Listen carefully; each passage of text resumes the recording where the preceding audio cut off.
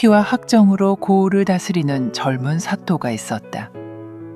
그가 머무는 동원에는 검은 까마귀 떼가 떠나지 않아 백성들은 그곳을 흑아연이라 부르며 두려워했다. 그의 서슬퍼런 통치 아래 백성들은 숨죽여 신음했다. 사또의 심기를 거스르는 자는 삼족을 멸하는 화를 당했고 옥사는 억울한 자들의 통곡으로 가득 찼다.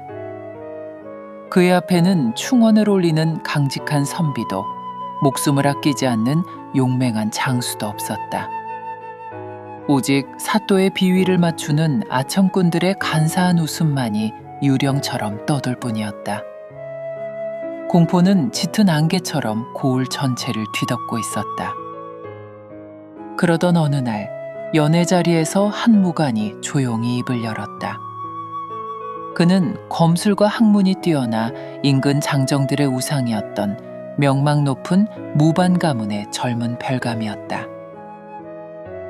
사또, 백성의 속삭임이 어느덧 원망의 통곡이 되어 담장을 넘고 있나이다. 논밭은 강물이 아닌 농부의 피눈물로 채워지고 있으니 부디 가혹한 가렘주구를 거두시고 상천의 뜻을 헤아리소서. 순간 풍악 소리가 멎고 연회장에는 얼음 같은 정적이 울렀다. 사또는 들고 있던 술잔을 내려놓으며 비웃었다. 풍류를 즐기는 자리에 시를 읊는 광대가 나타났구나. 이내 그의 얼굴에서 미소가 사라졌다.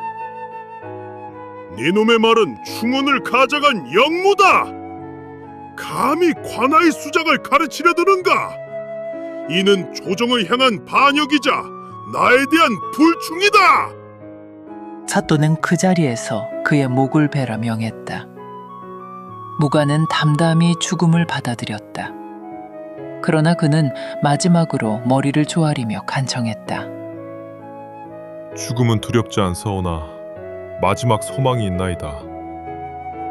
고향에 병든 노모와 혼례를 하루 앞둔 누이가 있사옵니다. 부디 사흘의 시간을 허락하시어 누이의 혼례를 치르고 노모께 마지막 절을 올리게 해주십시오. 그는 피를 토하듯 말했다. 사흘 뒤 해가 질 때까지 반드시 돌아와 이 목숨으로 사또의 노여움을 풀겠나이다. 그 말에 사또는 코웃음을 쳤다. 가소롭구나. 목숨을 구걸하는 꼴이라니. 네놈이 돌아오지 않으면 어쩔 것이냐? 그때 그의 막역지우이자 그림자처럼 함께했던 또 다른 무관이 앞으로 나섰다. 그는 조용히 허리에 찼던 환도를 풀어 사또 앞 마룻바닥에 내려놓았다. 무관의 명예와 목숨을 바치겠다는 맹세였다. 사또, 제가 대신 옥에 갇히겠나이다.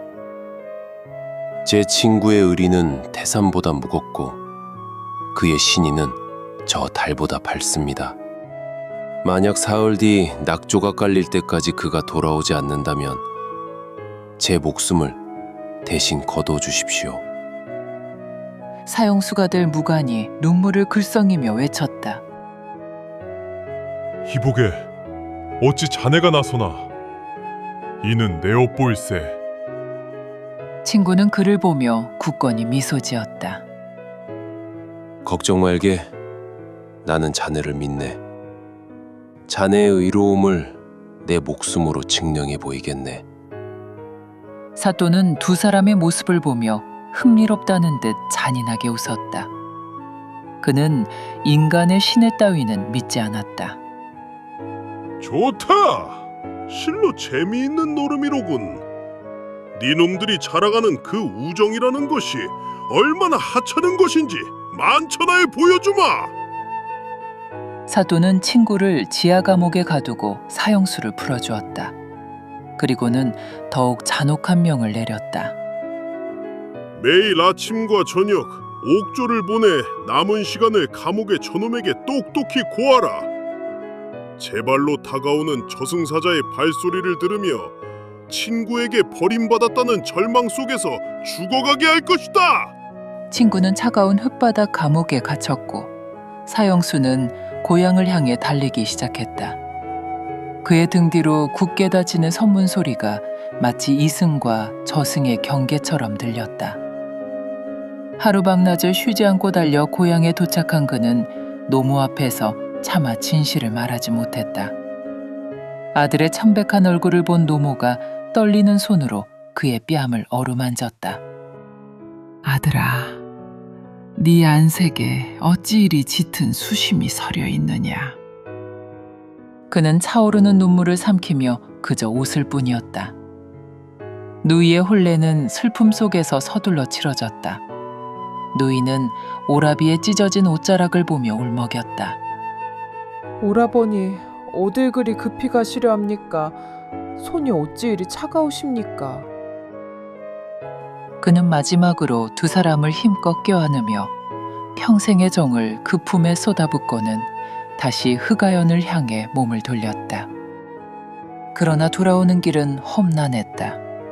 마치 하늘이 그의 신의를 시험하려는 듯 밤새 쏟아진 폭우로 강물이 넘쳐 유일한 나룻배와 다리가 거센 물살에 휩쓸려 사라져 있었다.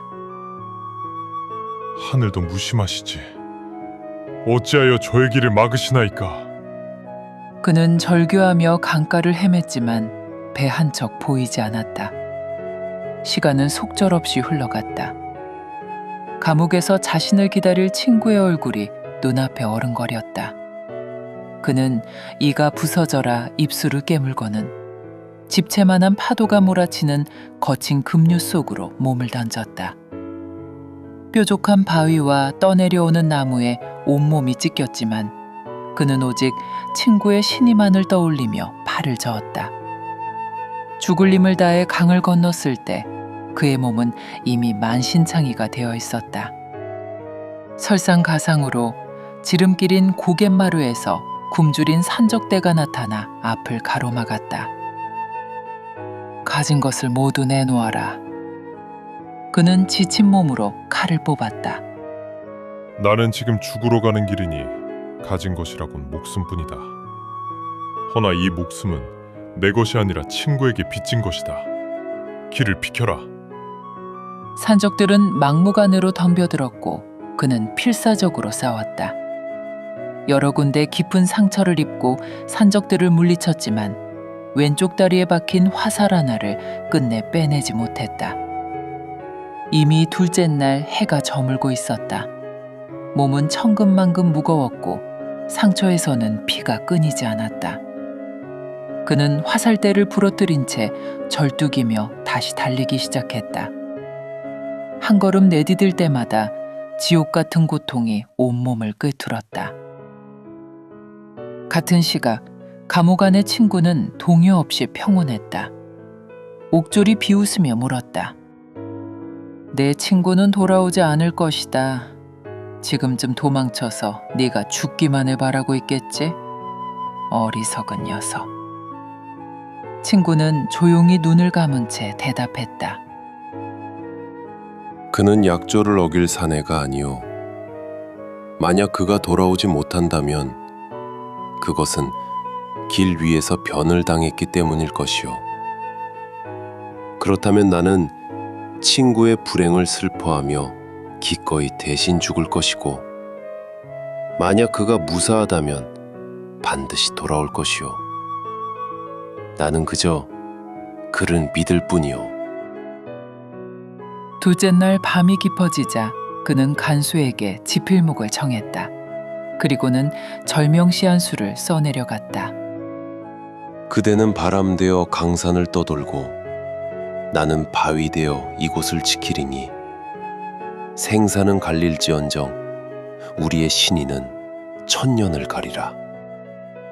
그의 글씨에는 두려움이 아닌 굳건한 믿음만이 가득했다.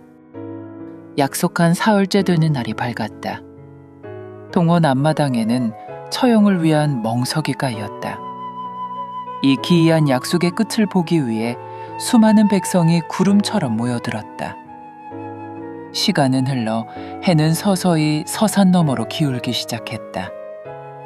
사또는 막로 가장 높은 곳에서 붉게 물들어가는 하늘을 보며 흡족하게 웃었다.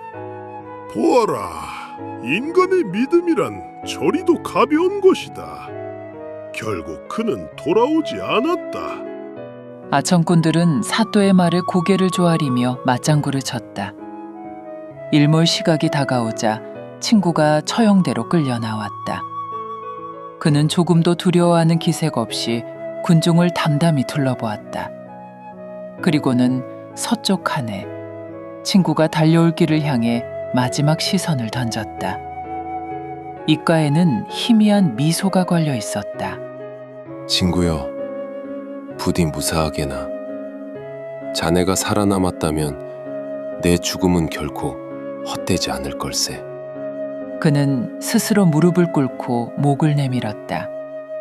망나니가 칼을 휘두르며 춤을 추자 서늘한 칼날이 낙조에 번뜩였다. 한편 고을 성벽이 보이는 언덕까지 다다른 사형수는 절망에 빠졌다. 이미 해는 지평선에 걸려 있었다. 온몸의 상처와 탈진으로 눈앞이 흐릿해졌고 다리는 움직이지 않았다. 이제 틀렸어. 내가 늦었어. 나 때문에 자네가 죽는구나. 그는 피눈물을 흘리며 땅을 쳤다. 그 순간 귓가에 친구의 목소리가 들려오는 듯했다. 나는 자네를 믿네. 그는 마지막 남은 기력을 쥐어짜 비명 같은 함성을 지르며 다시 몸을 일으켰다. 망나니의 칼이 친구의 목을 향해 내리쳐지려는 찰나였다. 멈춰라. 내가 돌아왔다. 피투성이의 사내가 군중을 헤치며 비틀거리며 달려왔다. 바로 사형수였다. 그는 멍석이로 기어 올라가 친구를 껴안았다. 내가 늦었네. 용서하게 친구여. 어서 나를 베어라. 그러나 친구는 밧줄을 풀고 일어나 그를 부축했다. 아니네. 자네는 약조를 지켰네. 이제 죽어야 할 사람은 나일세. 무슨 소리야? 늦은 건 나야. 아니다. 자네는 살아 돌아왔으니 살아야 하고 대신 죽기로 한 내가 죽어야지. 두 친구가 서로 죽겠노라며 눈물을 흘리는 순간 친구가 사형수의 귓가에 낮게 속삭였다. 사실 사또는 처음부터 자네를 죽일 생각이 없었네. 그의 목표는 바로 나였어. 자네의 충언을 구실 삼아 우리 가문을 멸하려 한 것이지. 어서 가게. 백성들을 깨워 이 폭정을 끝내게. 사형수는 그제야 깨달았다. 갑작스러운 강물의 범람과 산적의 습격, 그것은 모두 사또가 보낸 자객들의 소행이었음을. 막로에서 이를 지켜보던 사또는 안색이 변했다. 그가 신호를 보내자 관군들이 두 사람을 향해 창을 펴놓았다. 그러나 그 순간 군중 속에서 한 노인이 집신을 던지며 외쳤다. 우리는 더 이상 저런 귀신 같은 놈을 섬길 수 없다. 저들의 의로움을 보라. 그 외침을 시작으로 백성들이 죽창과 낫을 들고 일어났고 두 친구의 기계에 감복한 포졸들조차 무기를 버리고 사또에게 등을 돌렸다. 동원은 순식간에 의로운 함성으로 가득 찼다. 두 친구는 상처 입은 몸으로 칼을 맞잡고 백성들의 선두에 섰다. 결국 폭군은 성남 민심의 파도에 밀려 비참한 최후를 맞이했다. 그러나 승리의 함성 속에서 사형수였던 무관은 조용히 정신을 잃고 쓰러졌다. 사흘간의 사투는 그의 육신을 회복할 수 없을 만큼 망가뜨려 놓았다. 이후 친구는 새로운 수령이 되어 고을을 어질게 다스렸지만 사형수였던 무관은 다시는 칼을 잡을 수 없게 되었다. 다리의 상처와 깊은 내상으로 무사로서의 삶은 끝이 났다. 그는 평생 지팡이에 의지한 채 친구인 사또의 가장 가까운 조언자이자 충직한 벗으로 곁을 지켰다.